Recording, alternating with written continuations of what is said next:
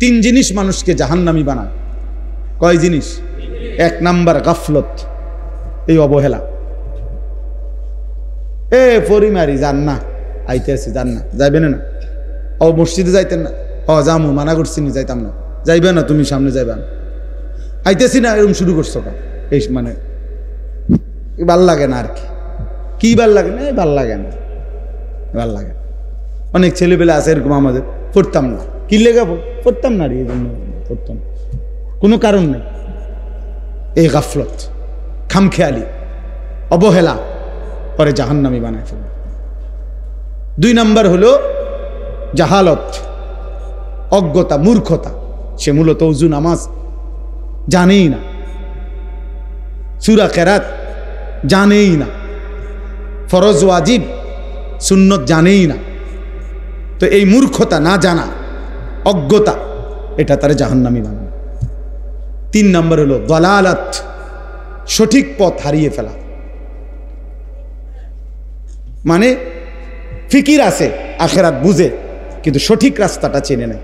হেদায়েতের সঠিক রাস্তা, সুন্নতের রাস্তা, কুফরির পথে চলে গেছে, শিরিকের পথে চলে গেছে, বিদআতের পথে চলে গেছে, রাস্তা হারায় ফেলছে।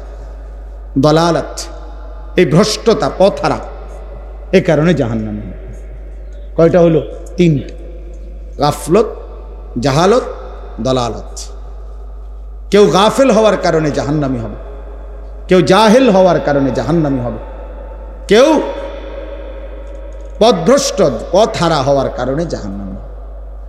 এই জন্য প্রিয় ভাই, আমি এই দেখেন, এখন এতটুকু দেখেন, সবাই কষ্ট করে এ চাটাই আনা হোক, কিছু একটা দিয়ে হলো, বসছে তো আলহামদুলিল্লাহ। আল্লাহ তাআলা এই সবগুলো ছেলে তোমাদেরকে আল্লাহ বরকত দান করেন।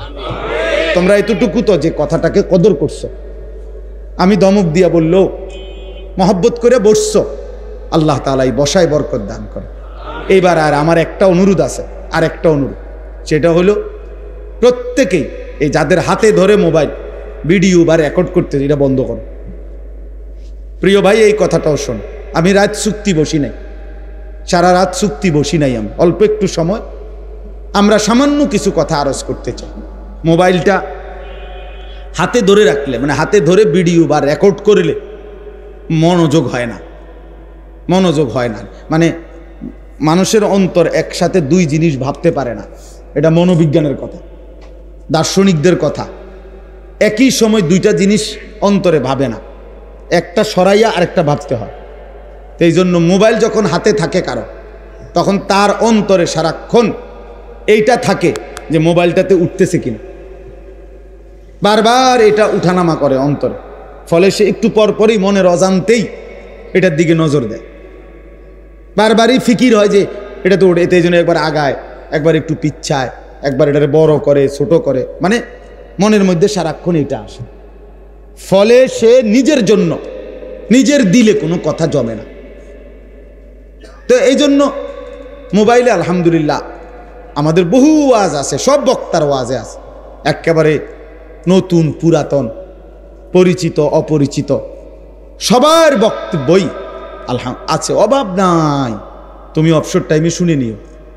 এখন যেহেতু একজন আলেমে দিন আসছে এখানে, তুমিও আসছ, সরাসরি শোনার সুযোগ হয়েছে, এখন চোখের দিকে তাকাইয়া শুনবার বরকত ভিন্ন। এই চোখের দিকে তাকাইয়া সরাসরি মনোযোগ দিয়ে শোনা, আল্লাহর কসম, এর মধ্যে এমনি মোবাইল থেকে শোনার চাইতে 1 কোটি গুণ বেশি ফায়দা। ইন্না ফি যালিকা লাযিকরা লিমান কানা লাহু কলবুন আও আলকা আস-সামআ ওয়া হুয়া শাহীদ।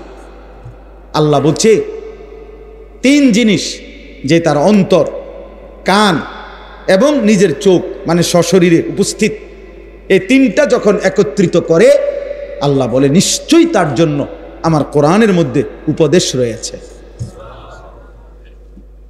এই 3 জিনিস, দিল, কান, চোখ একসাথ করো, আল্লাহ বলেন 3টাই খুলে দাও, চোখ খুলে দাও, কান খুলে দাও, কলব, অন্তর খুলে দাও আল্লাহর কথার দিকে, তাইলে ইনশাআল্লাহ তোমার পরিবর্তন হবে। আল্লাহর ওয়াদা, আল্লাহর ওয়াদা। এজন্য প্রিয় ভাই, আমরা সবাই ইনশাআল্লাহ এই অল্পটুকু সময় আল্লাহর কথা মনোযোগ দিয়ে শুনবো ইনশাআল্লাহ। মনোযোগ জরুরি, মনোযোগ জরুরি, ভীষণ জরুরি। এত বিপুল পরিমাণ বলা হচ্ছে 30 বছর। আমার বেশি আফসোস লাগে এটা। আমাদের বাংলাদেশের একজন বুজুর্গ আলেমে দ্বীন এটা বলছিলেন একদিন, আমি শুনছিলাম।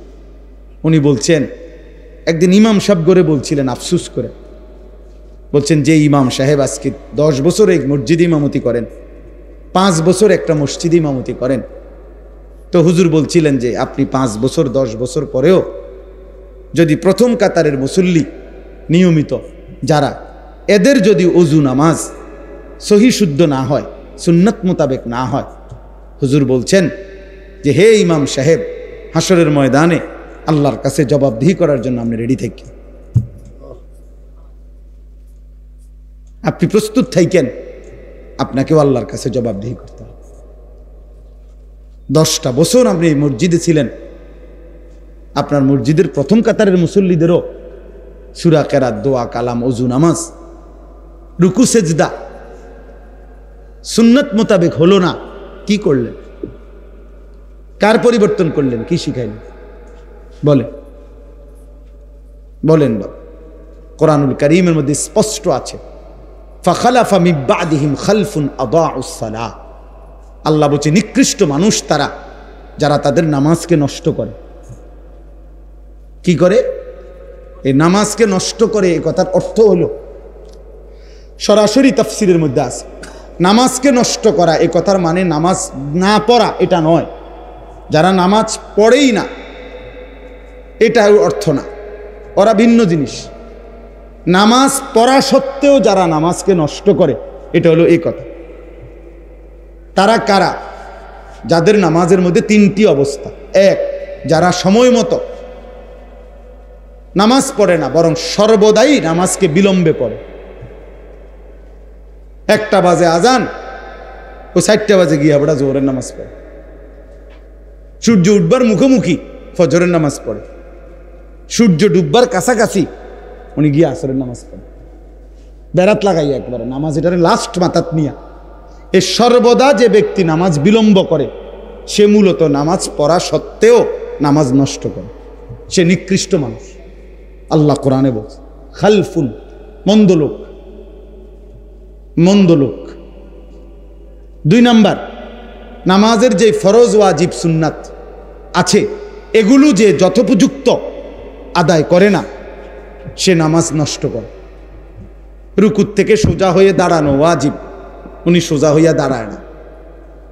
2, সেজদার মাঝখানে স্থির হয়ে বসা ওয়াজিব, উনি স্থির হয়ে বসে না, একটু মাথা উঠাইয়া আরেকটা সেজদা দেয়। বোঝেন নাই কথাটা? রুকু ঠিকমতো দেওয়া ফরজ, রুকু করা ফরজ, উনি ঠিকমতো রুকু করেন। সেজদা করা ফরজ, সূরা মিলানো ফরজ, অথচ উনি অশুদ্ধ সূরা পড়ে। তাহলে তো সূরা মিলানো হয়েছে না, ভুল, এটা তো মিলানো হইল না। আমনে বোঝেন না এটার মধ্যে 3 সুতা 5 লাগবো, আপনি এটা 4 সুতা লাগাই দিলে তো হইতো না। এটা আপনি তো লাগাইছেন, এটা লাগছিনি, কথা বোঝেন না কেন? আপনি 2 সুতা 5 লাগাইলে এটা হয়েছিনি, তো এটা তো লাগানো হলো না। তো সূরা মিলানো ফরজ, আপনি অশুদ্ধ যে পড়লেন এটা তো সূরা মিলছে না, এটা তো সূরা মিলানো হয়েছে না, তো আপনি ফরজ আদায় হয়েছে না, কথা বলে না। তো আপনি কি নামাজ পড়লেন?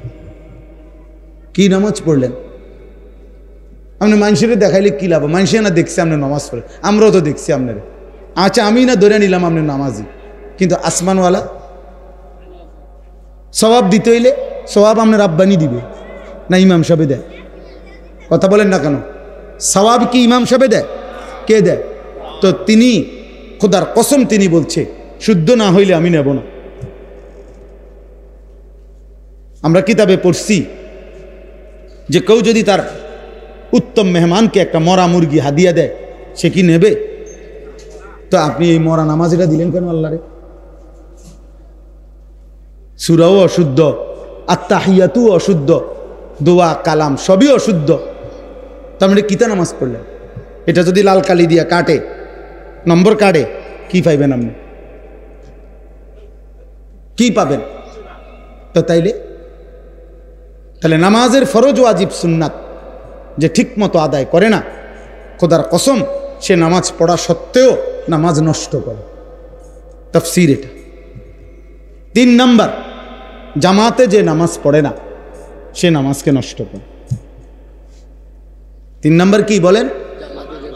নামাজ যে জামাতে পড়ে না সে মূলত নামাজকে নষ্ট করে। নামাজ 2 পদ্ধতিতে না, নামাজ 1 পদ্ধতি। নামাজ মূলত জামাতে। যদি কোনো কারণে বাই সেন্স অ্যাক্সিডেন্টলি জামাত ছুটে যায় তাইলে বিকল্প অপশন একাকী নামাজ, কিন্তু আপনার সমান সমান অপশন না। অর্থাৎ আপনি ইচ্ছা করলে নামাজের ওয়াক্ত হয়েছে, এখন ইচ্ছা করলে জামাতেও পড়তে পারেন, একাকীও পড়তে পারেন, এমন না। কথা বোঝেন? আপনি ইচ্ছা করলে এটাও নিতে পারেন, এটাও নিতে পারেন, দোনোটাই। 2টা মোবাইল সেম, কালার শুধু ভিন্ন, এটাও 8000, এটাও 8000, আপনি 2টার যে কোনো একটা নেন, এরকম না। আপনি ইচ্ছা করলে জামাতেও পড়তে পারেন, ইচ্ছা করলে একাকীও পড়তে পারেন। নামাজের বিধান এরকম? কথা বলেন না। না, নামাজের বিধান মূলত জামাতে। হ্যাঁ, আমি জামাত কোনোভাবে কোনো কারণে ছুটে গেছে আমার, এখন আমার উপায় কি? এখন উপায় হলো একাকী পড়ে নেবে। তাহলে যে ব্যক্তি এই 3টা, 1 নাম্বার নিয়মিত নামাজ দেরিতে পড়ে, বিলম্বে পড়ে, সে নামাজ নষ্ট করে। নামাজের ফরজ ওয়াজিব যে ঠিকমতো আদায় করে না সে নামাজ নষ্ট করে। নামাজ জামাতে যে পড়ে না সে নামাজ নষ্ট করে।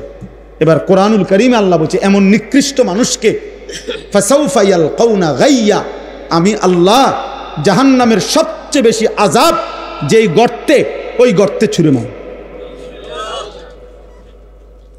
এটা বেনামাজির ব্যাপারে বলছে, কথা বলেন না কেন? বেনামাজির ব্যাপারে তো কার ব্যাপারে? নামাজির ব্যাপারে। নামাজির ব্যাপারে। এই জন্য অশুদ্ধ ইবাদত আল্লাহ কবুল করে না, আল্লাহ কবুল করে না। অশুদ্ধ ইবাদত আল্লাহ নেয় না। ফামান কানা ইয়ারজু লিকা রাব্বিহি ফালিয়ামাল আমালান সালিহা, কোরআন শরীফের আয়াত। আল্লাহ বলে 2 জিনিস জান্নাত পেতে হলে লাগবেই। 1, প্রত্যেকটি আমল বিশুদ্ধ হইতে হবে। 2, ওয়ালা ইউশরিক বিইবাদাতি রাব্বিহি আহাদা, আমার ইবাদতের সাথে আমি ছাড়া অন্য কাউকে মিশাইতে পারবে না, শিরিক করতে পারবে না, শুধুই আমার জন্য, ইখলাস আল্লাহর জন্য হইতে হবে। 1 হলো নবীজির তরিকা মতে বিশুদ্ধ হইতে হবে। 2, শুধুই আল্লাহর জন্য হইতে হবে, শুধুই আল্লাহর জন্য হইতে হবে। অতএব বয়স্ক বাবা যারা নিয়মিত নামাজ পড়েন, আপনাদের জন্য সংশোধন জরুরি। কিশোর যুবক ভাই, তোমাদের জন্য জরুরি। প্রত্যেকের জীবনের সংশোধন জরুরি বাপ। আল্লাহর কথার জন্য মনোযোগ দিয়ে শুনলে এই পরিবর্তন নসিব হবে। লাআল্লাকুম তুরহামুন, কোরআনুল কারীমের মধ্যে আল্লাহ বলছে ফাসতামিউ লাহু ওয়া আনসিতু, আমার কথা তোমরা মনোযোগ দিয়ে শুইনো, চুপ থেকে শুইনো। কোরআনের আয়াত, আদেশ আল্লাহ। ইজা কুরি আল কোরআন, যখনই আল্লাহর কোরআন পড়া হয়, ফাসতামিউ লাহু, তোমরা মনোযোগ দিয়ে শুনো, ওয়া আনসিতু, এবং চুপ থাকো। আল্লাহ বলেন লাআল্লাকুম তুরহামুন, অবশ্যই তোমাদের উপরে রহমত বর্ষিত হবে। আর তাফসীরের মধ্যে লেখছে এ কথার অর্থ কি? রহমত বর্ষিত হবে মানে কি? মানে হলো যে আল্লাহর কথা মনোযোগ দিয়ে শুনে, চুপ থেকে শুনে, আল্লাহ তাকে রহমত বর্ষণ করেন। মানে হলো আল্লাহ তাকে তার ইবাদতের তৌফিক দান করে। আল্লাহ তোমার আমল নসিব করবে যে আমার বান্দা আমার কথা দিল দিয়া শুনছে, মনোযোগ দিয়া শুনছে। তো আল্লাহ এই মহব্বতের কারণে, এই আন্তরিকতার কারণে আল্লাহ বলো, যাও বান্দা, তোমাকে আমি সেজদার তৌফিক দিয়ে দিলাম, আমার বন্দিগি করার তৌফিক দিয়ে দিলাম। আল্লাহ যখন কারো অন্তরে আলো জ্বালিয়ে দেয়, এবার পুরা ইসলামই তার কাছে সুন্দর লাগে, সবই ভাল লাগে তার কাছে। তখন সে বদলে যায়, সে বদলে যায়। ফামান ইউরিদিল্লাহু আন ইয়াহদিয়াহু ইয়াশরাহ সাদরাহু লিল ইসলাম, কোরআন শরীফের আয়াত। আল্লাহ বলছেন আল্লাহ যখন কারো ব্যাপারে সিদ্ধান্ত নেয়, তাকে হেদায়েত দিবেন, তো আল্লাহই তার অন্তর ইসলামের জন্য খুলে দেয়। কি আয়াত! একদম স্বাভাবিক আয়াত মনে হয় না? কেমন সুন্দর সহজ কথা। ইয়াশরাহ সাদরাহু লিল ইসলাম। আল্লাহ বলেন আমি যখন সিদ্ধান্ত নেই ওরে আমি হেদায়েত দেব, জান্নাতের রাস্তায় নেব, আমি তার অন্তর ইসলামের জন্য খুলে দেই। আর আল্লাহ যখন কারো অন্তর খুলে দেয়, তো খুলে দেয় মানে কি, এই কথার মানে কি? অন্তর খুলে দেওয়া অর্থ কি? মানে ভিতরে কলজাটা পলিথিনের মধ্যে দিয়ে দেয়, আলগা একটা পলিথিনের মধ্যে ধরো শপিং ব্যাগে করে কলজাটা লই আনবা। এনি অন্তর খুলে দেওয়া মানে কি, প্রশস্ত করে দেওয়া মানে, এটাও আল্লাহ অন্য আয়াতে বলছে, আফামান শারাহাল্লাহু সাদরাহু লিল ইসলাম ফাহুয়া আলা নূরিম মির রাব্বিহ। আল্লাহ বলেন আল্লাহ যখন কারো অন্তর ইসলামের জন্য খুলে দেয়, তার মানে আল্লাহ নিজে তার অন্তরের ভিতরে নূর, আলো জ্বালিয়ে দেয়। ফাহুয়া আলা নূরিম মির রাব্বিহ, আলো জ্বালিয়ে দেয়, আলো জ্বালিয়ে। তখন হকের রাস্তা, হেদায়েতের রাস্তা, জান্নাতের রাস্তা পর্যন্ত তার সামনে আলোকিত হয়ে যায়। তখন তার নামাজ পড়তেও ভাল লাগে, জিকির করতেও ভাল লাগে, আল্লাহরে ডাকতেও ভালো লাগে। ওই যে মালিক যে আলো জ্বালাই দিছে ভিতরে। হযরত ওমর রাদিয়াল্লাহু তাআলা আনহু কিতাবের মধ্যে আছে, ওমর রাদিয়াল্লাহু তাআলা আনহু একদিন নবীজির সামনে একটা কথা শুনতেছিলেন। তো শুনবার পরে তিনি আবার জিজ্ঞেস করছে কথাটা, ইয়া রাসূলুল্লাহ কথাটা আবার বলেন। তো নবীজি আবার বলছে। ওমর রাদিয়াল্লাহু তাআলা আনহু বললেন, ইয়া রাসূলুল্লাহ আমি তো বুঝতেছি না কথাটা, আপনি কি আপনার কথাটা আবার কোন।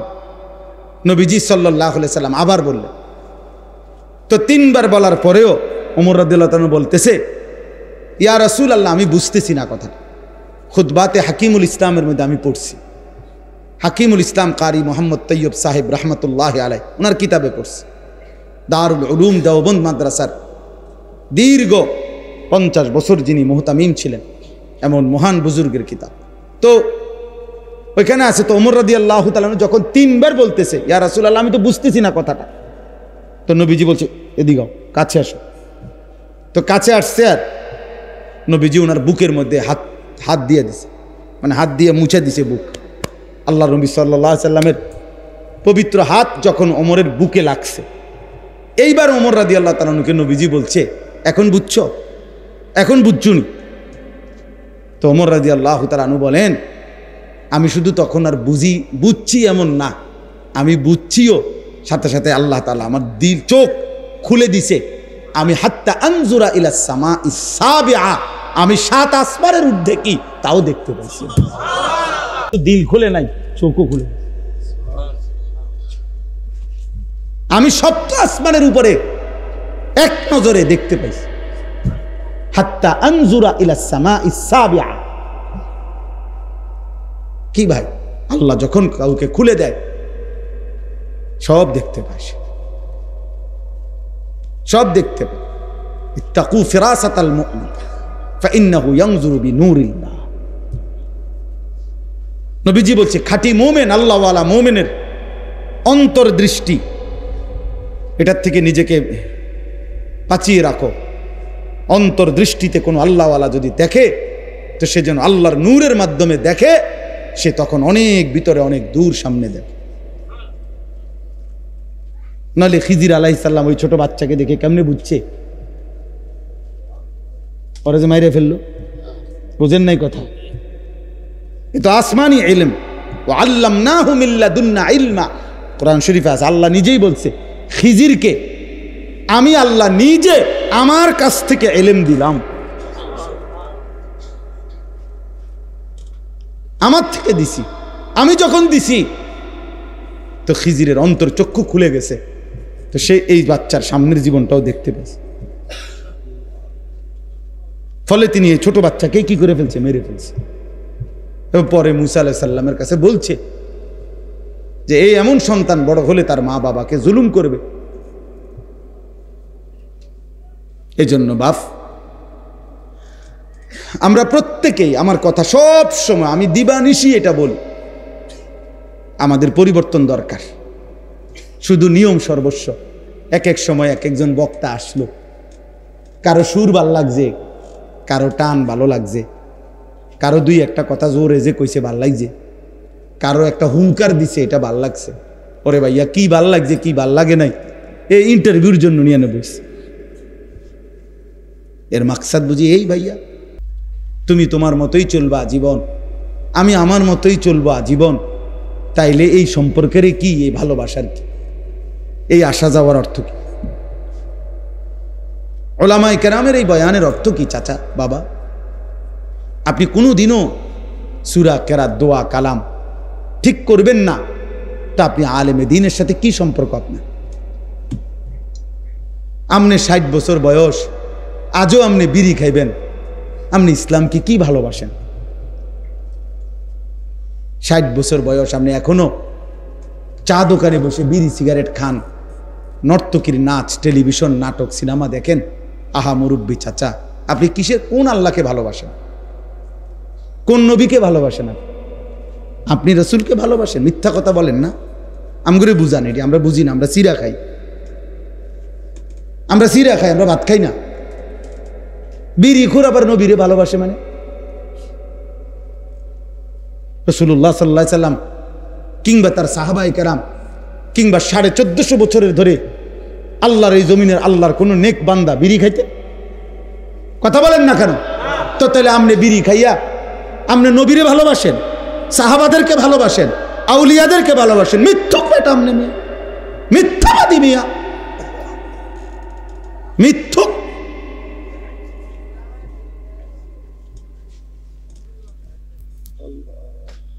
বুড়া হয়ে গেছেন আপনি, এখনো চা দোকানে নর্তকীর নাচ দেখেন, আপনি আল্লাহরে ভালোবাসেন?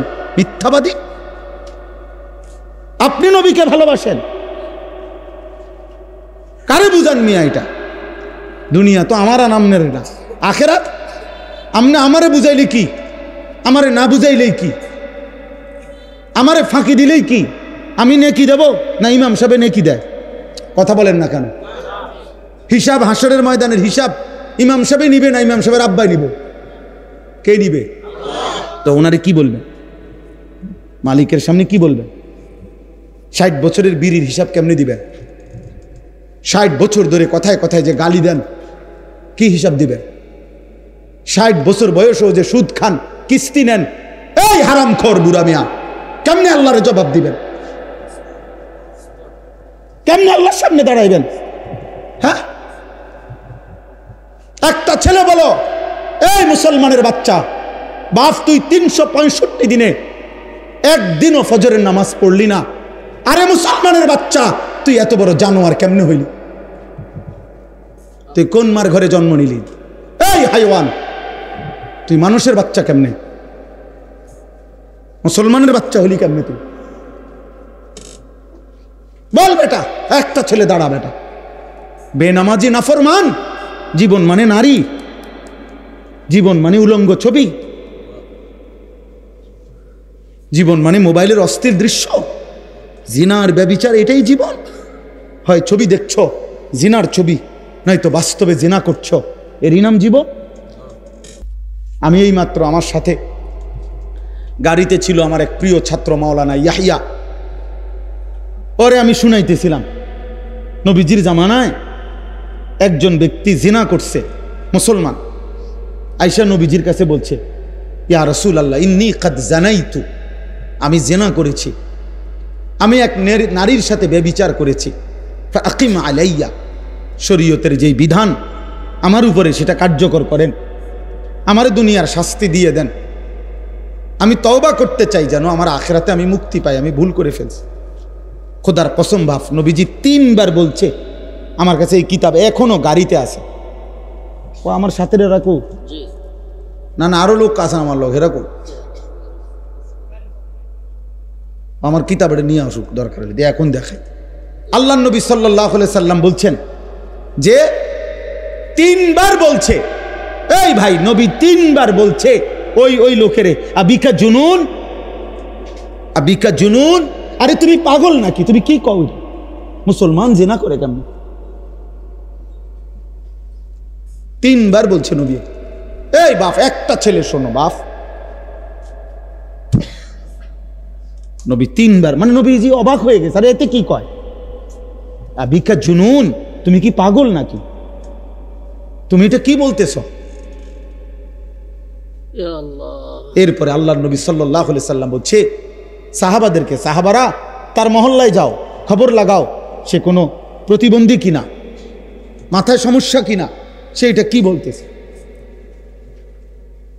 সাহাবাই কেরাম এরপরে খোঁজ খবর নিয়ে আইসা বলছে, ইয়া রাসূলুল্লাহ, না সে প্রতিবন্ধী না, সে পাগলও না, সে সুস্থ স্বাভাবিক এবং সে বাস্তবিক অর্থেই জিনা করছে।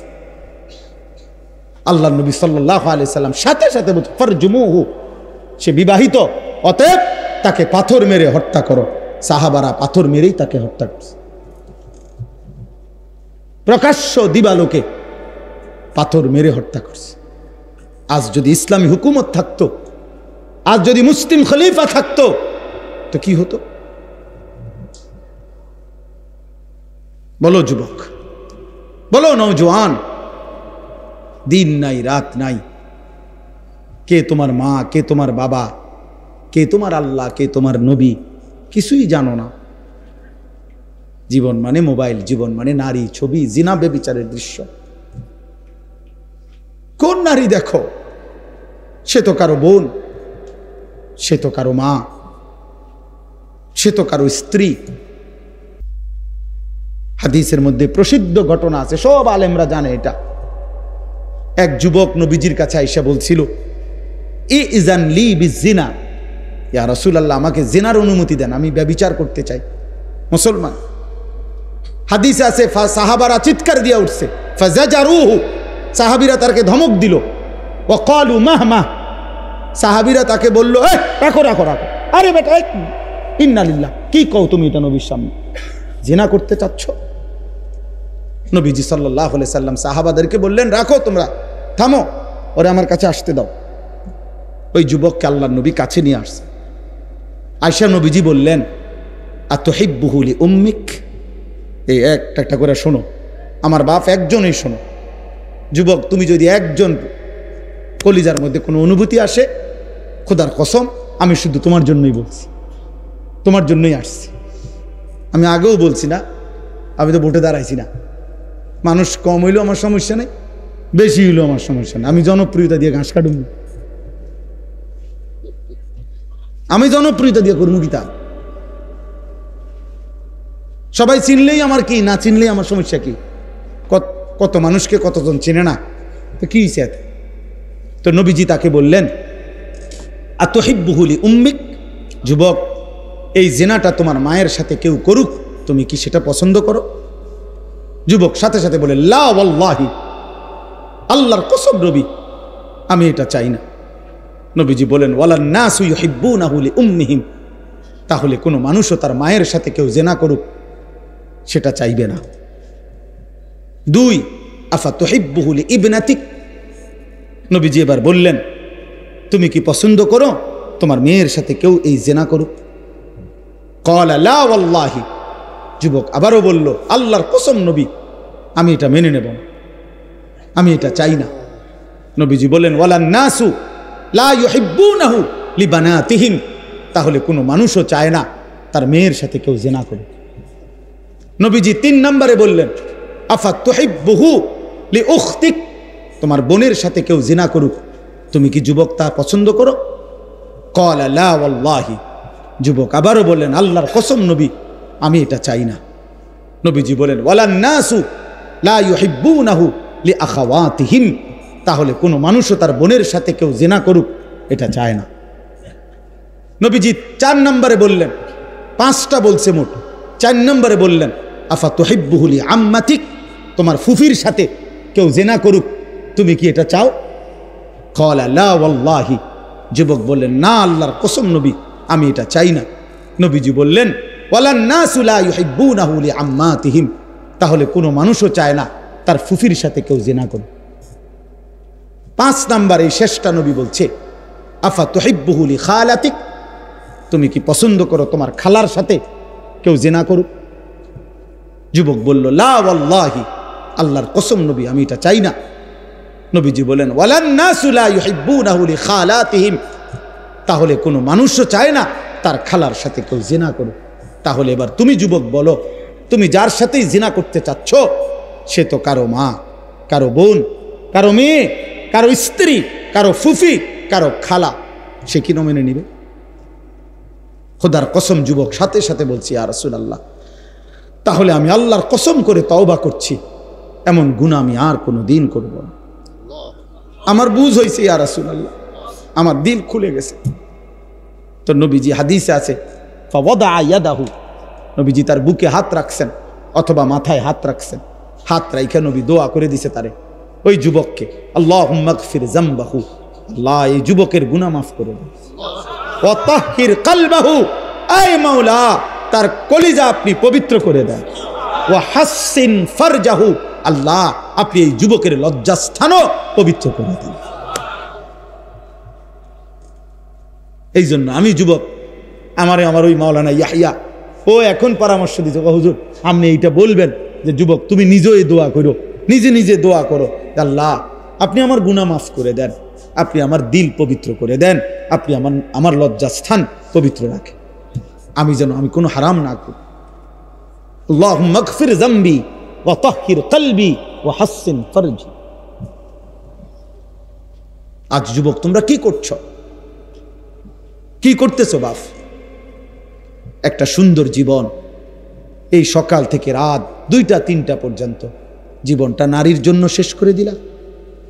মোবাইলে ছবি দেখতে দেখতে, নারী দেখতে দেখতে, অশ্লীল উলঙ্গ দৃশ্য দেখতে দেখতে শেষ করে দিলা। এমন সুন্দর হায়াত, এই রাত আর ফিরবে না, এই দিন আর ফিরবে না প্রিয় বন্ধু, আর কোনো দিন না। 19 আগস্ট 2025 রোজ মঙ্গলবার, আর কোনো দিন হবে না। আগামী সপ্তাহে মঙ্গলবার আবার আসবে, কিন্তু সেদিন 19 তারিখ না, সেদিন 26 তারিখ নাকি? 19-এর সাথে কত? 26 তারিখ। আগামী বছর আবার 19 আগস্ট আসবে, কিন্তু সেটা তো 2025 না, 2000। তাহলে আর কোনো দিন হবে এটা? আর হবে। অতএব আমার কিশোর, আমার যৌবন, আমার এই হায়াত আর কোনো দিন আসবে না, আমার না আপনাদের, না জওয়ানদের, না বৃদ্ধদের। নবীজি এজন্যই বলছে নি'মাতানে মাগবুনুন ফীহিমা কাসীরুম মিনান নাস আস-সিহহাতু ওয়াল ফারাগ।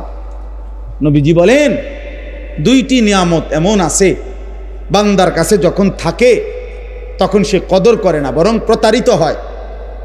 আছে মনে করে, তার ভাবনা যে আর কোনোদিন শেষ হবে না।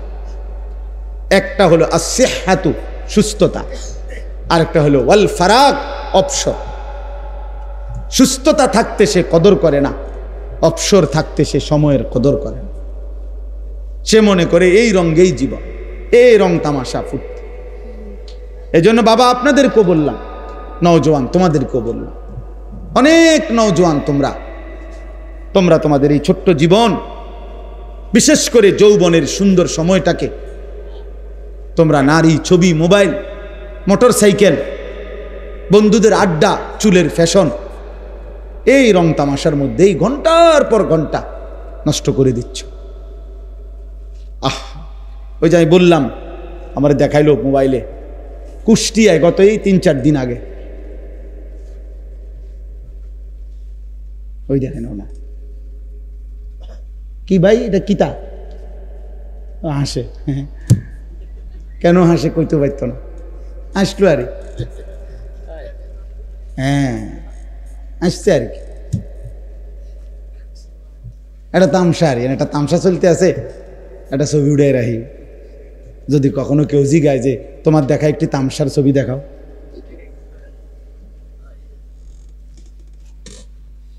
তো বলতেছিলাম যে এই কুষ্টিয়ায়, এই তো খবরে, সব খবরে আসছে, এটা 10টা ছেলে মোটর সাইকেল রেস, মানে নিজেরা মোটর সাইকেল দিয়া মানুষের চলাচলের রাস্তাতেই রেস দিতেছে। আহা, 2টা ছেলে পিকআপের ধাক্কা লাগিয়া টুকরা টুকরা হয়ে গেছে, একেবারে মানে বুটি বুটি হয়ে গেছে, পিস হয়ে গেছে, টুকরা টুকরা হয়ে গেছে। মানে লাশটা যে টুকাবে এটাও পারা যাবে না, এমনি ছিটটা বিটটা গেছে, জীবন্ত জলজ্যান্ত। আহা, 18-20 বছরের তাগরাজ, প্রত্যেকেই নিজের মোবাইলে নিজেই ভিডিও করতেছে, নিজেই লাইভ দিছে। তোমার লাইভেই তোমার মৃত্যু দেখানো হলো, তোমার মোবাইলেই তোমার ছিন্ন ভিন্ন হওয়া লাশের ছবি। তা আলগা ভিডিও আইব করতে, এটা হেতের মোটরসাইকেলের সামনে যে ভিডিও আছে এটা চলতেছে যে ওটার লাইভ থেকেই সম্ভব। আহা কি করলা, তুমি তো আর কোনো দিন ফিরবা না। কারে দেখাইতেছিলা? কে দেখলো তোমার এই মোবাইল? কে দেখছিল তোমার এই মোটরসাইকেল? আজ কে দেখবে তোমার? কে স্মরণ রাখবে তোমার? কে তোমারে মনে রাখবে? সেদিন নোয়াখালীতে যে একজন প্রবাসীর পরিবারের 7 জন একসাথে, শুনছেন না, ওই যে প্রাইভেট কার যে না মাইক্রো পড়ে গেছে পানি, আহা সব 7 জন ফ্যামিলির মহিলা পুরুষ মারা গেছে। ওই লোকের সাক্ষাৎকার আমি শুনছি। ওই প্রবাসী লোকটা কাঁদতেছে আর বলতেছিল যে কয় যে আমি কত চিৎকার করছি, কত কাকুতি মিনতি করছি মানুষের কাছে, শত শত মানুষ, সবাই শুধু ছবি উঠাইছে, কিন্তু কেউ আমার এই গাড়িটাকে মানে এটাকে ধৈর্য যে কিন্তু টান না আনবো, সবাই শুধু ছবি উঠেছে। আমি নিজে শুনছি ভাই, ওই লোকের, ওই প্রবাসী ভাইয়ের সাক্ষাৎকারটা, সবাই ছবি উঠাইতেছে। এটাই বুঝি কথা হলো, এটাই বুঝি ইনসানিয়াত, এরই নাম মানবতা, এরই নাম মনুষ্যত্ব। তাহলে আমাদের নওজোয়ান, আমাদের মোবাইল প্রেমী মানুষগুলো আজকে কি হালাত। এই জন্য দোস্ত, কেউ মনে রাখবে না এই স্বার্থপর দুনিয়া, তোমার একদিনও মনে রাখবে। ওই যে মাইলস্টোন স্কুল অ্যান্ড কলেজের বাচ্চাদের কথা, আজকে 3-4 দিন 5 দিন আর কোনো আলোচনা আসেনি ভাই, পাত্তা আসেনি কারো, খালাস শেষ। স্বার্থপর দুনিয়া কারো মনে রাখে? সময় কই, সময় কই, কই এখন তার কোনো পত্রিকায় আর একটা সংবাদ আছে? তুমি আজকে সারাদিনে একটা সংবাদ বাইর করো এগো ব্যাপারে, মনে হয় যেন এই ঘটনা ঘটেই নাই, কেউ জানেই না কিটা হইল। 2-4 দিন লাফালাফি করছে, শেষ। যে জীবন দেওয়ার সে জীবন দিয়েই ফেলছে, যে চলে যাওয়ার সে চলেই গেছে। অতএব পৃথিবীর এই বাস্তবতা, এটা সবটাই ক্ষণস্থায়ী, তো মরে যাওয়া এটাই স্থায়ী, এটাই চূড়ান্ত কথা, এটাই শেষ কথা। হাসলেও চলে যাবেন, কাঁদলেও চলে যাবেন। সুখের রাত্রিও ভোর হয়, দুঃখের রাত্রিও ভোর হয়, বাসর রাতও ভোর হয়, ফাঁসির রাতও ভোর হয়। রাজপ্রাসাদে যে থাকে সেও একদিন কবরে যাবে, জীর্ণ কুঠির কুড়ে ঘরে যে থাকে সেও একদিন কবরে যাবে। 3 বেলা ঠিক মতো যে খাইতে পাইছে সেও মরে যাবে, 1 বেলাও যে খাইতে পায় না সেও একদিন মরে যাবে। অতএব বন্ধু আমার, মৃত্যু যেহেতু নিশ্চিত, কবর যেহেতু নিশ্চিত, চলে যাওয়া যেহেতু নিশ্চিত, অতএব এখনই সুযোগ, এই হায়াত থাকতেই ওই সময়ের কিছু প্রস্তুতি নাও, নয়তো আর ফিরবে না। ऐसे रहे या वैसे रहे वहां देखना फिर कैसे रहे। বুজুর্গানে দিন বলে, এ আল্লাহর বান্দা, এভাবে কিংবা ওইভাবে, মানে সুখে কিংবা দুঃখে, হাসি কিংবা আনন্দে, কান্না কিংবা বেদনায়, দুনিয়া একভাবে না একভাবে পার্থ হবে। কিন্তু দেখার বিষয় হলো ওহা দেখনা ফের कैसे रहे, ওইখানে দেখার বিষয় হলো কেমনে থাকবা, কবরে কেমনে থাকবা, হাসরে কেমনে থাকবা, জাহান্নামের আগুনে কেমনে জ্বলবা। আমি তো বলি যুবক ভাই, এই নওজোয়ান, মোবাইল থাকবে না হয়তো, এই ফেসবুকও থাকবে না, ইউটিউব, টেলিগ্রাফ নাই, ডাক পিয়নের সেই চিঠি এখন আর প্রচলন নাই, ফিতাওয়ালা ক্যাসেট এখন আর প্রচলন নাই, সিডি চ্যাপ্টা ক্যাসেট ছিল এগুলো এখন নাই, এখন আর নাই।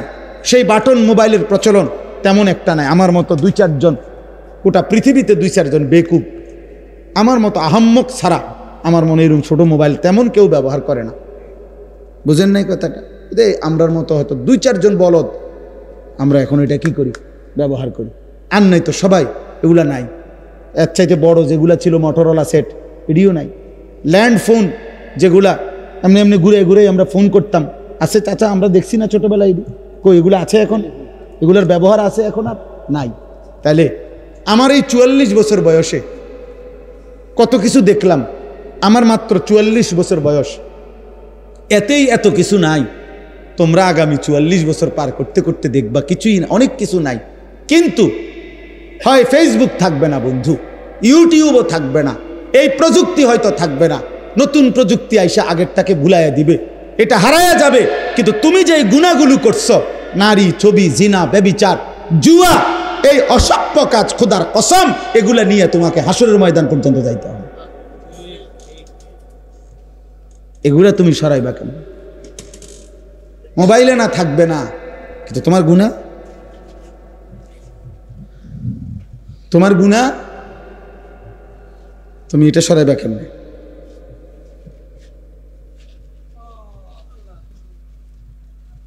বলেন, কি পরিমাণ যুবক আজকে অনলাইনে জুয়া খেলে, প্রতিদিন লক্ষ লক্ষ যুবক। আপনারা বাবারা জানেনও না, এখন আর ওই কোনাকানিতে জুয়া খেলে না, এখন সবাই আপনার ঘরে, আপনার সন্তান পাশের রুমে সারা রাত অনলাইনে মোবাইলে হয় জুয়া খেলে, নয়তো নারীর উলঙ্গ ছবি দেখে আপন ঘরে। চেহারা সুরত দেখলেই তো বোঝা যায়, চুল চেহারা কালো মলিন, সাফা সুফা ভিতরে ঢুকে গেছে, অল্প বয়স্ক। দেখায় বুঝাই যায়, দিনের পর দিন এক ওয়াক্ত নামাজ নাই, একটা সেজদা নাই কপালে, অভিশপ্ত ওই চেহারা দেখলেই তো বোঝা যায়, অভিশপ্ত ওই চেহারা দেখলেই তো বোঝা যায়, বেনামাজির চেহারা দেখলেই চেনা যায়। তুমি যত পাউডারই দাও বাবা, বোঝা যায়, হাইওয়ানের চেহারা বুঝাই যায়। আল্লাহ আমাদেরকে বুঝ দান করে। এই শেষ কথা হলো, এখন আমাদের প্রত্যেকের এটা, আমি যে আয়াতটা পড়ছি, এই আয়াতের মূল বক্তব্য কি? আল্লাহ তাআলা বলছেন, নারী কিংবা পুরুষ, পুরুষ কিংবা নারী, জওয়ান কিংবা বৃদ্ধ, কারো দ্বারাই যেন সমাজের মধ্যে, মুসলিম জনবসতিতে অশ্লীলতা, বেহায়াপনা, অসভ্যতা, নোংরামি যেন না ছড়ায়। যে নারী বেপর্দা, যে মেয়ে বেহায়া, যেই মেয়ে চরিত্রহীন, যে মেয়ে মহিলা পর পুরুষকে নিজের শরীর, যৌবন, দেহ প্রদর্শন করে, হারাম কোনো সম্পর্ক করে, হারাম কোনো প্রেমের নামে অশ্লীলতা, ব্যভিচার, জিনা, অসভ্যতার নোংরামি করে। মনে রাখবেন, জিনা কিন্তু শুধু লজ্জাস্থানের অপকর্মকেই জিনা বলে না। জিনা হাতে ছুঁয়েলে কোনো ভিন নারী, সেটাকেও হাতের জিনা বলে। নবীজি বলছেন, চোখ দিয়ে কোনো ভিন নারী দেখলে এটাকে চোখের জিনা বলে, পাও দিয়ে কোনো ভিন নারীর সাথে হাঁটলে এটা পায়ের জিনা, কোনো অন্তর দিয়ে ভিন নারী সম্পর্কে কল্পনা চিন্তা ভাবনা করলে এটা অন্তরের জিনা, লজ্জাস্থান দিয়ে জিনা করলে সেটাও জিনা, লজ্জাস্থানের সবটাই জিনা।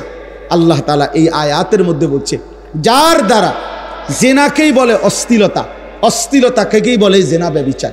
অর্থাৎ নারীকে কেন্দ্র করে যে গুনাহ, নাচ, গান, বাদ্য, বেপরদিগি, বেহায়াপনা, হারাম প্রেম ভালোবাসার নামে হারাম সম্পর্ক, এই যেই কোনো রকমের গুনাহ কোনো নারীর দ্বারা, নারীকে মাধ্যম করে হয়, এটাকে বলে আরবিতে ফাহিশা, অশ্লীলতা, ফাহশা অশ্লীলতা, ফাওয়াহিশ অশ্লীলতা। এটা কোরআনে আল্লাহ বারবার নিষেধ করছে, বারবার, ওয়ালা তাকরাবুজ জিনা ইন্নাহু কানা ফাহিশা। আল্লাহ বলছে জিনার কাছে যেও না, এটা ফাহিশা। ওয়ালা তাকরাবুল ফাওয়াহিশা মা যাহারা মিনহা ওয়া মা বাতান। আল্লাহ বলছে প্রকাশ্যে কিংবা গোপনে অশ্লীলতার কাছেও যেও না। আল্লাহ বলছে কুল ইন্নাল্লাহা লা ইয়া'মুরু বিল ফাহশা। নবী বলে দেন, আল্লাহ কোনো অশ্লীলতার আদেশ করে নাই, তোমরা করবা না। এভাবে বারবার আছে, বারবার বারবার বারবার। আল্লাহ বলছে ওয়ালা ইয়াজনুন, জিনা করবা না। ওমান ইয়াফআল যালিকা ইয়ালকা আসামা, যে জিনা ব্যভিচার করবে আমি নিশ্চিত আল্লাহ ওয়াদা দিছি তোমাকে শাস্তির মুখোমুখি হইতে হবে। কেমন শাস্তি? ইউদাআফ লাহুল আযাবু, আল্লাহ বলে প্রত্যেকটা শাস্তি দ্বিগুণ করে দেওয়া হবে। তোমার সমস্ত পাপের শাস্তি জিনার কারণে দ্বিগুণ করা হবে। আল্লাহর নবী বলছে, খোদার কসম বন্ধু, বুখারী মুসলিমের হাদিস, নবীজি বলছে লা ইয়াজনি জানি হিনা ইয়াজনি ওয়া হুয়া মুমিন। যখন কেউ জিনা করে, নবী বলছে সে মুমিন থাকে না, সে মুমিন থাকে না, সে মুমিন থাকে না। জিনাকারী মুমিন হয় না। আয-যানি লা ইয়ানকিহু ইল্লা যানিয়াতান, আল্লাহ কোরআনে বলছে জেনাকারী পুরুষ কোন জেনাকারী ব্যভিচারী নারী ছাড়া অন্য কাউকে বিবাহ করতে পারে না। অতএব অসৎ ছেলে মনে রাখো তোর বউ হবে 6 নম্বর। তখন বুঝবি বাপ অন্ত মানুষের বেডি চাও, মনে করো তেমন অসুবিধা নাই, মানুষের বেডি চাইয়া শেষ, কিন্তু যেদিন তোমার ঘরে বউ আসবে আর টের পাইবা বেডি 3 নম্বর, তখন বুঝবা দুনিয়ার ঘরটাই হয়ে যাবে জাহান্নামের টুকরা। খোদার গজব সেদিন টের পাইবা। বেডি যখন ফাসাদ লাত্তি দিবে তখন বুঝবা এই বেশি দিন দেরি নাই। রঙের গুড্ডি উড়াও, রঙের গুড্ডি কি উড়াও, টের পা। আমরা জানি না প্রতিদিন কি পরিমাণ মানুষের পারিবারিক অশান্তির কথা শুনি চাচা, মনে হয় মাঝে মাঝে কাঁদি। সব পাবলিকের কাছে কে বলেনি, বলে তো আমগো কাছে দোয়া চাই যে, বুঝেন নাই কথাটা? এটা তো স্বাভাবিক, দোয়া আমগো আছে তো কানে কানে বলে, আলাদা বলে পারিবারিক অশান্তির কথা। কোটি টাকার মালিক, আমি তো ঢাকা শহরে জুমা পড়াই চাচা, 1000 কোটি টাকার মালিক তো আমি চিনি, আমগো মুসল্লি তো কোটি টাকার মালিক তো আমরা চিনি। একাকি যখন বলে আর কাঁদে মনে হয় যেন আমিও একটু কাঁদি তার জন্য। বাইরে নামনে ফিটফাট, তার ভিতরের কষ্টে তো জাহান্নামের আগুন জ্বলে। স্ত্রী অবাধ্য, মেয়ে অবাধ্য, ছেলে আরেক মাইয়া লইয়া ভাগ্যা গেছে, মাইয়া আরেক ফোলা লইয়া ঘর করতেছে, ফতের থেকে মাইয়া লইয়া ফুটছে। একদিন এই কিছুদিন আগে এক ভদ্রলোক বলতেছে, কাঁদতেছে আমার কাছে, হুজুর আমি তার এত কি MBA না কি যেন একটা পড়া আছে না, MBA পড়াইছি পোলারে, কয়েকটা ভব ঘুরে রাস্তা রাস্তায় ঘুরে ফুটপাতে থাকে, এরকম এক লোকের একটা মাইয়া লইয়া তেয়াইয়া ফুটছে। কয়তো তো হুজুর আমি যে আজকে তারে 25টা বছর 22টা বছর পড়াইলাম, আমারই রক্ত পানি করলাম, তারে প্রাইভেট ইউনিভার্সিটিতে পড়াইতে যে কোটি কোটি টাকা খরচ করলাম, আমার বিনিময়টা কি?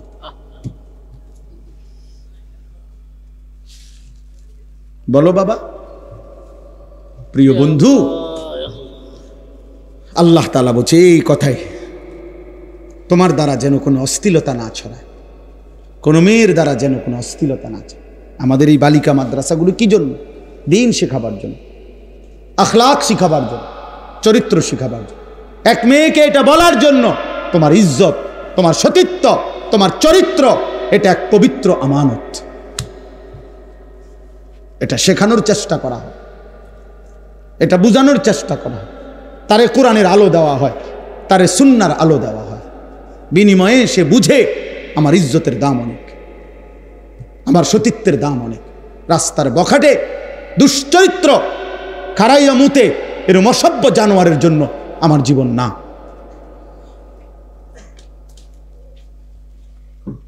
এই জন্য যার দ্বারা পুরুষ কিংবা নারী, জওয়ান কিংবা বৃদ্ধ, সমাজে যাদের দ্বারা অশ্লীলতা ছড়ায়, অশ্লীলতা, আপনারা যারা নিজ ঘরে টেলিভিশনের ব্যবস্থা করে রাখছেন, মনে রাখেন বাপ, আপনি আপনার ঘরে অশ্লীলতা ছড়িয়ে দিয়েছেন।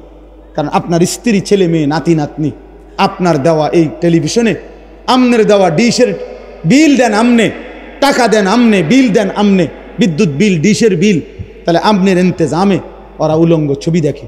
কত নিকৃষ্ট! আমার কাছে কিতাব ওইটাতে আছে যে পুরুষ এত বড় নিকৃষ্ট কাপুরুষ, বুজদিল, এমন অপদার্থ যে সে তার বিবি টেলিভিশনে দেখে যে আরেক বেড়া আরেক বেডিরে জড়াইয়া ধরছে, এইটা সে দেখে, তারপরেও তার লজ্জা লাগে না। তোর মতো বেডইতের উপরে থুতো মারি বেটা,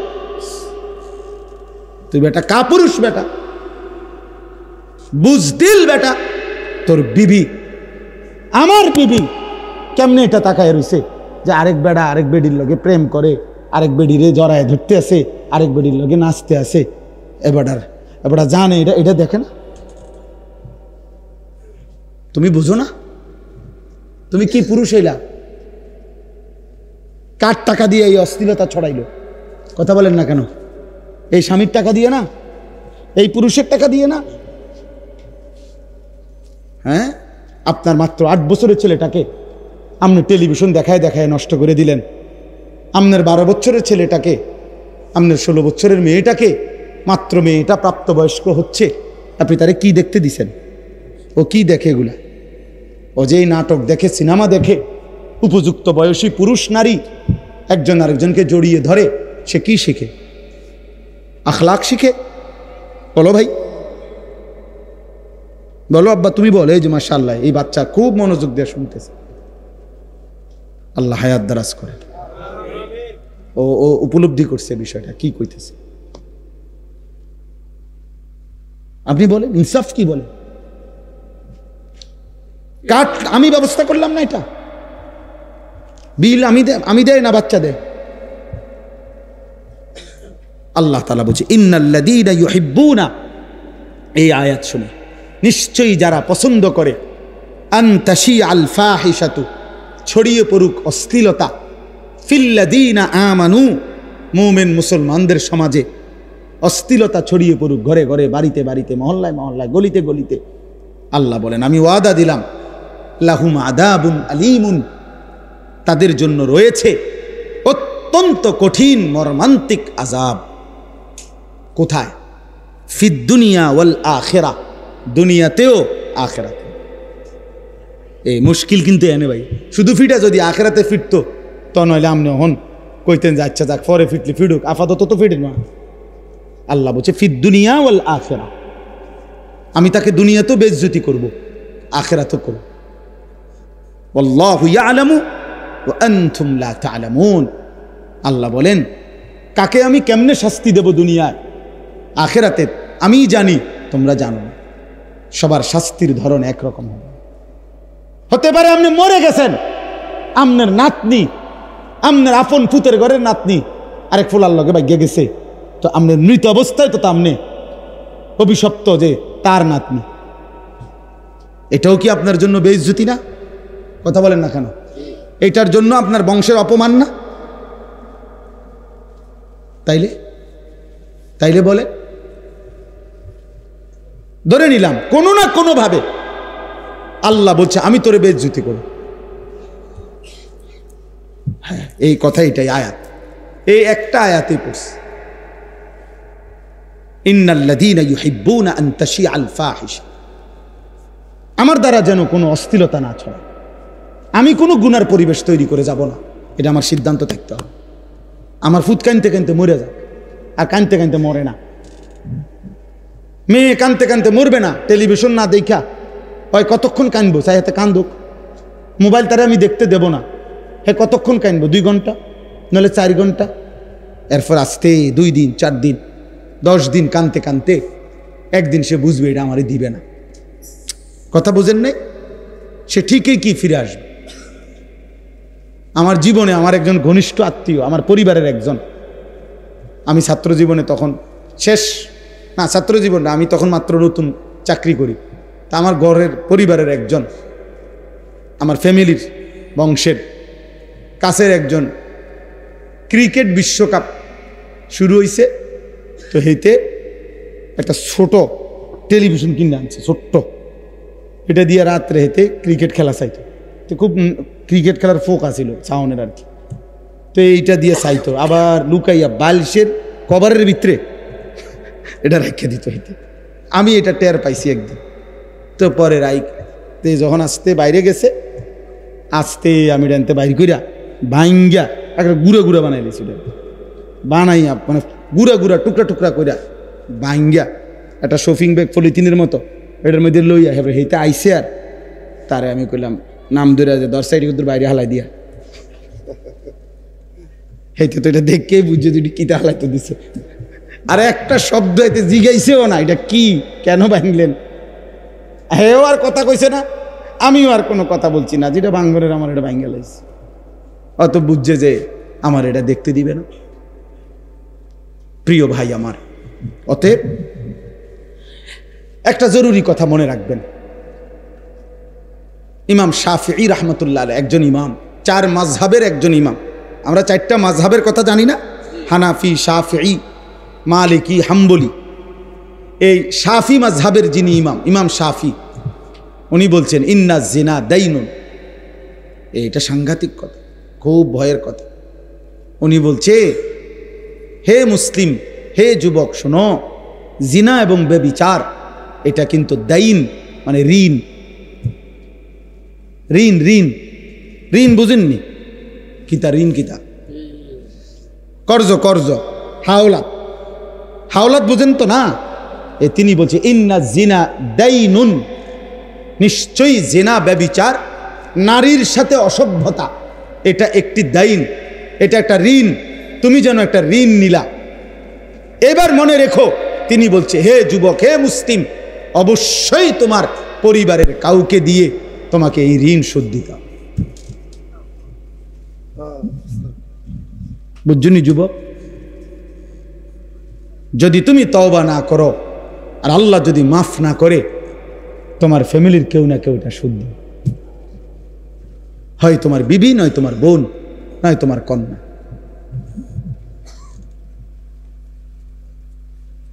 কোনো না কোনো কারো হাতে সুদ দিবে। নাউজুবিল্লাহ, আস্তাগফিরুল্লাহ, আস্তাগফির। কি ভাই,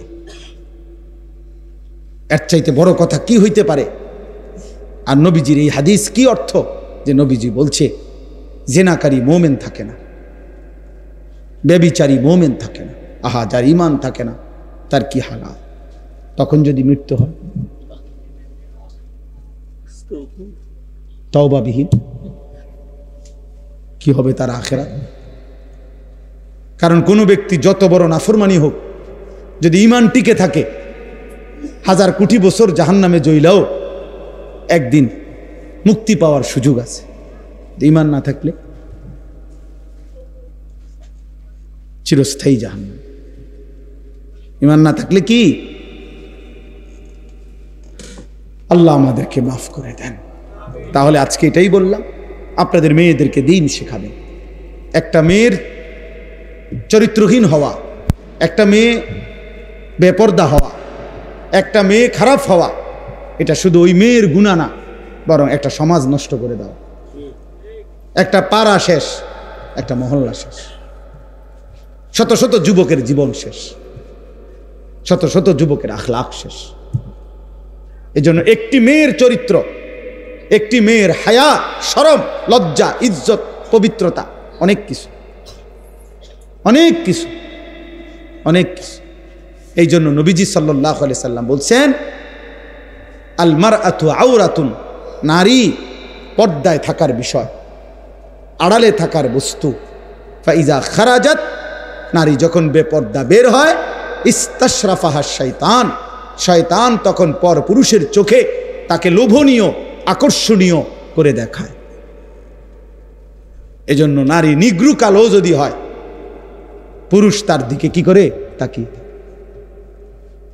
কোন যুবতী নারী যদি একেবারে কি হয়, নিগ্রু হয়, একেবারে কালো হয়, আফ্রিকান নিগ্রু, কিন্তু যুবতী, তাহলে পুরুষ ঠিকই তার দিকে কি করবে? কেন? শয়তান তাকে ওই পুরুষের চোখে ওই কালোটাকেই লোভনীয় করে। এই জন্য আমাদের আখলাক, আমাদের চরিত্রের পবিত্রতার জন্য, আমাদের সমাজের নিরাপত্তার জন্য আমাদের মেয়েদেরকে, মাদেরকে, বোনদেরকে পর্দায় রাখা, দিন শিখানো, কোরআন শিখানো জরুরি, জরুরি। নাই তো দুনিয়াতেও আযাব হবে। অসংখ্য অগণিত রোগ ব্যাধি, মহামারী, এই অশ্লীলতা, জিনা, ব্যভিচারের কারণেও ছড়িয়ে পড়ে। এইডস নামক মহামারী পৃথিবী থেকে এখনো নিশ্চিহ্ন হয় নাই। আর এর একমাত্র অন্যতম কারণ অবাধ যৌনাচার, জিনা, ব্যভিচার। আল্লাহ তাআলা আমাদের যুবকদেরকে, আমাদের মেয়েদেরকে, মা বোনদেরকে হেফাজত করেন। বাবারা, আপনাদের কাছে অনুরোধ, নিজের ছেলে মেয়ের দ্বীনের প্রতি নজর দিয়ে যুদ্ধ করেন, কষ্ট করেন। ছেলেটা নামাজ কেন পড়বে না? মেয়েটা পর্দা কেন করবে না? স্ত্রী কেন পর্দা করবে না? আপনি এটার উপরে 1000 বার চেষ্টা করেন, আলেমে দ্বীনকে পরামর্শ নেন, কোরআন সুন্নাহর দিক নির্দেশনা কি আছে এটা আপনি জেনে নেন। আপনি ওই পদ্ধতি প্রয়োগ করেন। স্ত্রী যদি নামাজ না পড়ে, আল্লাহর বিধান কি? স্ত্রী যদি পর্দা না করে, আল্লাহর বিধান কি? ছেলে মেয়ে যদি সেজদা না করে, হারামের মধ্যে লিপ্ত থাকে, আল্লাহর বিধান কি? এটা জেনে আমল করার চেষ্টা করেন। নয়তো আপনিও আটকাবেন, সন্তানাদিও আটকাবে। আখিরাতের ময়দানে কমপক্ষে প্রত্যেক মানুষকে নিজের এবং নিজ পরিবারের সদস্যদের ব্যাপারে আল্লাহ পাক জিজ্ঞাসা করবেন, এটুকুর জবাব সবাই দিতে হবে। কমপক্ষে এদ্দুর মাফ কারণে আমি আর আমার বিবি বাচ্চা এগো হিসাব আমারই দিতে হবে। তোমার বিবি বেনামাজি হলো কেন, বেপর্দা হলো কেন, তোমার ছেলে মেয়ে নামাজ পড়লো না কেন, আপনি কদ্দুর বলছেন, কি বলছেন, কদ্দুর চেষ্টা করছেন, আল্লাহর কাছে তো হিসাব আছে, ঠিক না? কথা বলে না কেন? আল্লাহর হিসাবে যদি হয় যে না, আমার বান্দা তার শেষ নিঃশ্বাস পর্যন্ত চেষ্টা করছে, তো ঠিক আছে, আল্লাহ মাফ করে দিবে।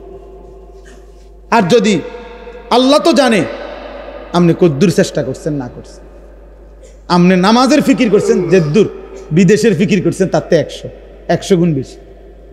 আরে তো বাদ দাও, লাগতো না, পড়লে ফরুক, না পড়লে নাই, চাই বিদেশ ফাটাই দাও। বিদেশের 12 লাখ টাকা ব্যবস্থা করতে দুয়ারে দুয়ারে ঘুরছেন আপনি, 3 লাখ টাকা সুদে লইছেন, 3 লাখ টাকা কিস্তিতে লইছেন, 6 লাখ টাকা জমি বেচা লইছেন, 12 লাখ টাকা মিলাইয়া বিদেশ ফাটাইছেন আব্বা। এরপর হুজুরের থেকে আইয়া কইছেন, হুজুর খাস করে দোয়া করিয়েন তার লাগিয়া, আল্লাহ আল্লাহ করিয়া বহুত কষ্ট করিয়া টাকা মিলাইছি, খাস করে দোয়া করতো। কি দোয়া? হুজুরে কি দোয়া করতো যে আল্লাহ উনি যে সুদে টাকা দিল সেটি বরকত দেন নাকি?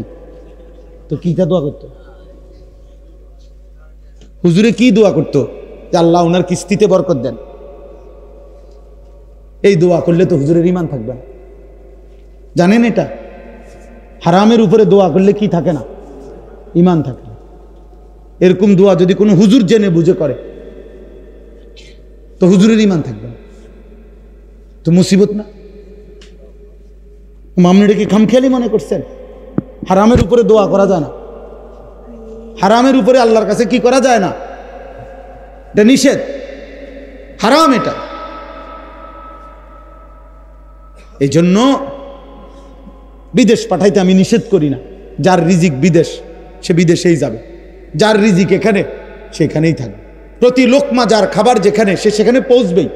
কিন্তু আমার সিদ্ধান্ত থাকতে হবে আমি হারাম করব না, আমি হারাম নেব না, আমি আল্লাহর নাফরমানি মানব না।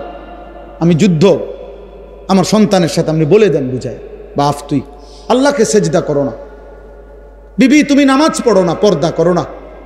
তুমি মনে রাখো যদি আমি দুনিয়াতে ভয়ে আতঙ্কে যদি তোমার লগে নাও পারি তো মনে রাখো আমার মনের কষ্ট থেকে যাবে। আমি তোমার লগে পারলাম না, ঠিক আছে, কিন্তু তুমি আমার এটা মনে রাখো আমি তোমার প্রতি অসন্তুষ্ট। ছেলেরে বইল বাপ যে বাপ তোর উপরে আমি অসন্তুষ্ট, তো যে সন্তানের উপরে তার মা বাবা অসন্তুষ্ট ও জাহান্নামী।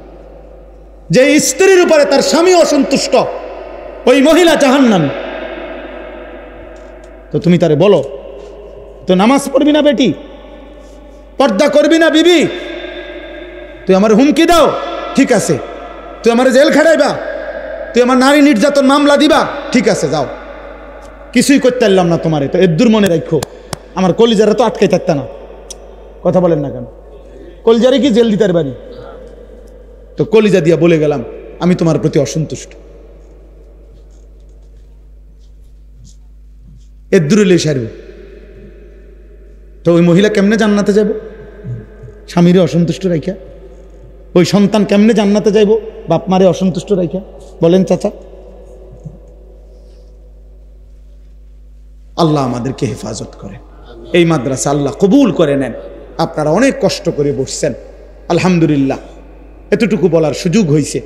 আল্লাহ তাআলা আপনাদেরকে উত্তম বিনিময় দান করেন।